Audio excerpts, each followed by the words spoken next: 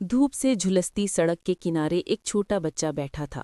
اس کی ماں کمری درد کی وجہ سے گھر پر آرام کر رہی تھی۔ بچے کی نظریں سڑک پر چلتے لوگوں پر جمی ہوئی تھیں۔ ہر گزرتے شخص کے ہاتھ میں کھانے کی کوئی نہ کوئی چیز دیکھ کر اس کا دل للچاتا تھا۔ اس کی چھوٹی سی دنیا بھوک اور حسرت میں سمٹ آئی تھی۔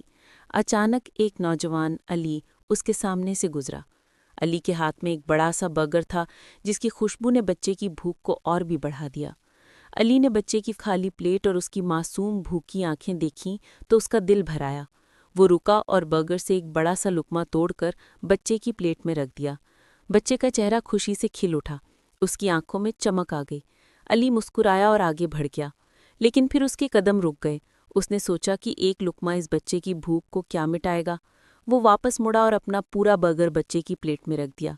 بچے کی خوشی دیدنی تھی۔ اس نے فوراً برگر اٹھایا اور بڑے اشتیاق سے کھانے لگا۔ علی دور کھڑا بچے کو کھاتا دیکھ رہا تھا۔ اس کے چہرے پر اطمینان اور سکون کے آثار تھے۔ اس کی آنکھوں میں ایک خاص چمک تھی جو کسی کو خوش کرنے کی خوشی سے پیدا ہوتی ہے۔ لیکن کہانی یہاں ختم نہیں ہوتی۔ جب بچہ آدھا برگر کھا چکا تو اس نے ایک اور غریب بچے کو دیکھا جو دور کھڑا انہیں دیکھ رہا تھا۔ بچے نے اسے آواز دی اور برگر کا باقی آدھا حصہ اس کے ساتھ بانٹ لیا۔ اس منظر نے علی کے دل کو چھو لیا۔ اس نے محسوس کیا کہ خوشی بانٹنے سے بڑھتی ہے، اور یہ کہ دوسروں کی مدد کرنے میں جو سکون ہے وہ کسی اور چیز میں